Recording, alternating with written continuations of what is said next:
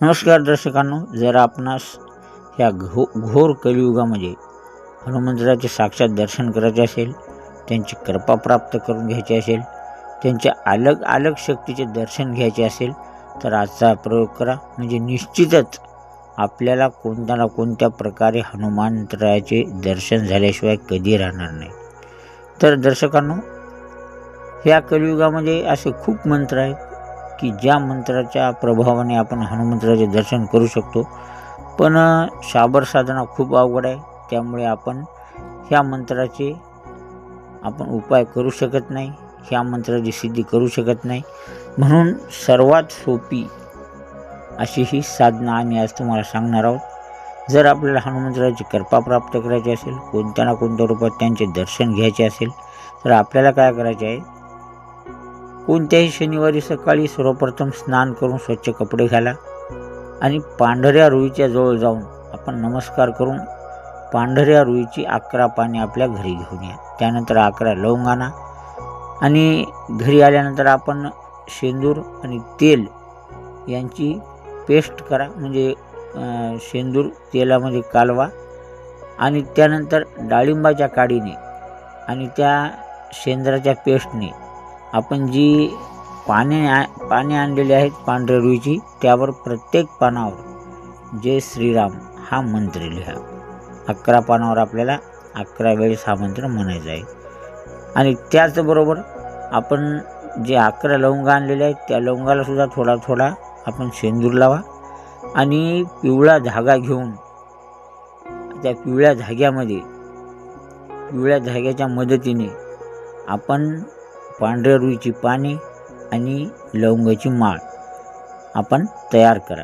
आणि त्यानंतर पूजेच्या सामानामध्ये आपण हळद, कुंकू, जास्वंदाची फुले, कोणत्याही रंगाची लाल फुले, त्यानंतर जर भेटेल तर कमळाची एक लाल फूल, अशा प्रकारे आपण पूजेचे साहित्य घेऊन मारुतीसमोर बसा.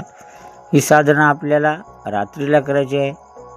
म्हणून जर आपणास रात्रीला हनुमंतराच्या मंदिरामध्ये जाणे अशक्य असेल तर आपण आपल्या घरामध्ये अशी खोली पहा जी खोली एकांत असेल आणि आपल्या त्या साधनेमध्ये कोणत्याही प्रकारची बाधा येत नसेल, अशा आपल्या घरच्यासुद्धा आपण एकांत खोलीमध्ये ही साधना करू शकतो. तर अशा प्रकारे आपण ही माळ तयार केल्यानंतर, पूजेचे सामान तयार केल्यानंतर आपण आपल्या घरामध्ये अगोदर स्वच्छ करा. स्वच्छ करून एक चौरंग मांडा. चौरंगावर लाल रंगाचे आपण एक वस्त्र स्थापित करा आणि त्यावर थोडेसे तांदूळ टाका आणि त्या तांदळावर नंतर आपण हनुमंतराची मूर्ती किंवा एक फोटो ठेवा.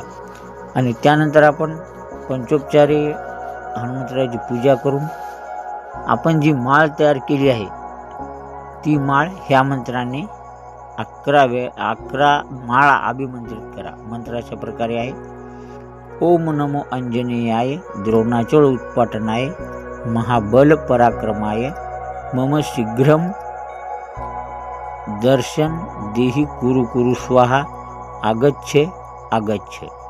तर ह्या प्रकारे आपल्याला 11 माळा, त्या माळेवर मंत्र जाप करून आपल्याला ही माळ हनुमंतरायाच्या गळ्यामध्ये टाकायची आहे. तर अशा प्रकारे आपण सतत 21 शनिवार हा गुप्त प्रयोग करा. निश्चितच 21 शनिवारच्या मध्ये म्हणजे या साधनेच्या दरम्यान 100% हनुमंतराय आपल्याला कोणत्या ना कोणत्या रूपात दर्शन देतील. कोण्या दिवशी आपल्या स्वप्नात येतील, कोण्या दिवशी आपल्याला सावलीच्या रूपात दिसतील, कोण्या दिवशी आपल्याला साधनेदरम्यान दिव्य प्रकाश दिसेल. आणि होता होईपर्यंत आपलं जर पुण्य असेल तर हनुमंतराय आपल्याला साक्षात दर्शन देतील. पण त्यांना अगोदर एक प्रार्थना करा की हनुमंतराया, आम्ही तुमचे दिव्य स्वरूप आमच्या डोळ्याने पाहू शकत नाही, सहन करू शकत नाही. तरी जरी तुम्हाला आम्हाला साक्षात दर्शन द्यायचे असेल तर बालरूपामध्ये दर्शन द्या, अशा प्रकारे विनंती करा. आणि आपण सतत ही न चुकता 21 मंगळवार ही 21 शनिवार ही साधना करा.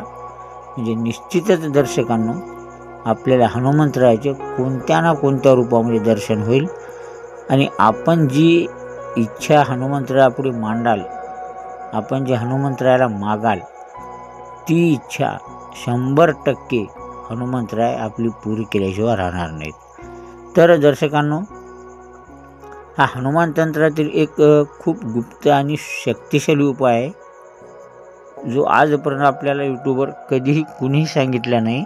पण आमच्या चॅनलवर आम्ही तुम्हाला असले कितीही प्रकारचे गुप्तमंत्र, गुप्ततंत्र, गोरक्षतंत्र, नवनाथ तंत्र, आगमतंत्र ह्याविषयी माहिती देतो. तर त्याच प्रकारे हा हनुमान तंत्रातील एक गुप्त उपाय आहे. या गुप्त उपायाचा आपण निश्चित उपयोग करा आणि हनुमंतरायाचे कोणत्या ना कोणत्या रूपात दर्शन घ्या आणि हनुमंतरायाकडून आपल्याला जे इच्छित वर प्राप्त करायचं आहे ते निश्चित इच्छित वर आपण प्राप्त करा. तर दर्शकांनो, आपण जर खरंच हनुमंतरायाचे भक्त असाल, कमेंटमध्ये जय श्रीराम लिहा आणि ह्या प्रयोगाचा लाभ आपण जरूर घ्या आणि ह्याचा आपल्याला रिझल्ट काय मिळते 100% कमेंटमध्ये जरूर लिहा. तर दर्शकांनो, हा उपाय करा आणि आपण हनुमंतराचे दर्शन घ्या, आपल्या जीवनाला आनंदी करा. तर मित्रांनो, भेटूया पुढच्या व्हिडिओमध्ये एक नवीन माहिती घेऊन. हा व्हिडिओ पाहिल्याबद्दल आपला खूप खूप धन्यवाद.